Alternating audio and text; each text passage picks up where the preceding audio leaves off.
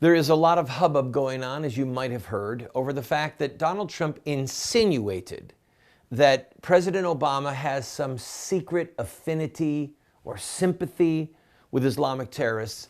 I'm going to get to that in a minute, but I want to first address something that's critical about you and me in our discussions about Islam. It's critical that we remember that we are separating Islam as a school of thought, as a military or a judicial or a political blueprint, because all of those elements are present inside of Islam. We're separating that from Muslims. Now, yes, there are Muslims who believe in Islam, every last bit of it, and there are Muslims who are Muslim in name only. It's the fella who works down at your local 7-Eleven, or he owns it, and he has pork sandwiches, he likes pulled pork, he'll drink a beer. He doesn't go to mosque every Friday. He's certainly not praying 5 times a day and stopping everything. So the reason I'm saying that, please hear me, please. We run the risk of painting ourselves into a corner, of broad brushing ourselves. Some people say, we don't want to broad brush all Muslims. I completely agree with that. But what I want to remind you is we don't want to broad brush ourselves. All human beings are made in the image of God. Christ died for the whole world. All of us are sinners. Now, if you look at schools of thought, forget Islam for a minute, let's look at communism as a school of thought, as a judicial blueprint, as a military blueprint, as a political and social blueprint.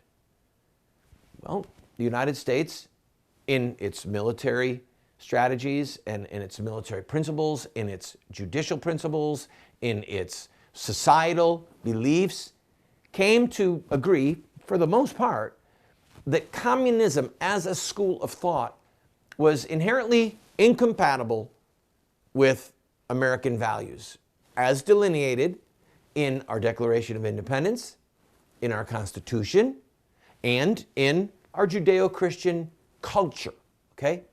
We came to see and agree that communism was bad. It didn't mean that we wanted to go kill communists, and yes, we had some weird stuff happen with accusations against Hollywood actors and McCarthyism. I get all that. But the point is, we still agreed that this school of thought is a threat to our school of thought. This school of Marxist ideology, the Communist Manifesto, is completely incompatible with Judeo-Christian values, with Christianity itself, with our Declaration, with our Constitution, etc.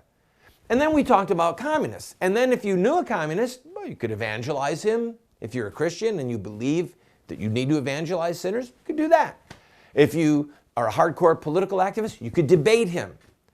And then when it was all said and done, you could still sit down and have a cup of coffee and say, what are you, out of your mind? Come on, do you really believe this? And you could kid and joke. Do you understand? You had to separate the two. And I want to go on the record. I want you to understand, I'm going to talk in this program about some hard things about Islam and about some of the protagonists of that school of thought. But I don't want anyone to think that I hate Muslims, because I don't. God loves them. Jesus died for them. And I would love to see hundreds of millions of Muslims freed from the shackles of Islamic law, of that Islamic blueprint. Okay? Now let's go very quickly to Trump. I want you to play that clip from what Trump said, and just, this is how short it is, and this is what's causing all the hubbub. Watch. We're led by a man that either is not tough, not smart, or he's got something else in mind. And the something else in mind, you know, people can't believe it. People cannot they cannot believe that President Obama is acting the way he acts and can't even mention the words radical Islamic terrorism. There's something going on. It's inconceivable. Right. There's something going on. That's it.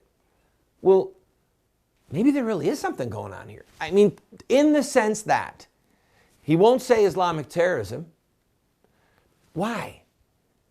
What is his secret or open affinity. He's the one who stood at the United Nations and said, the future must not belong to those who criticize the Prophet of Islam or slander the Prophet of Islam. Whoa, whoa, whoa, whoa, whoa. Our First Amendment freedoms allow us to say bad things about Muhammad. We can look at his life and go, no, this is not good, this is bad. But Obama sided with Islamic law. He's the one who said it, not me. He said it.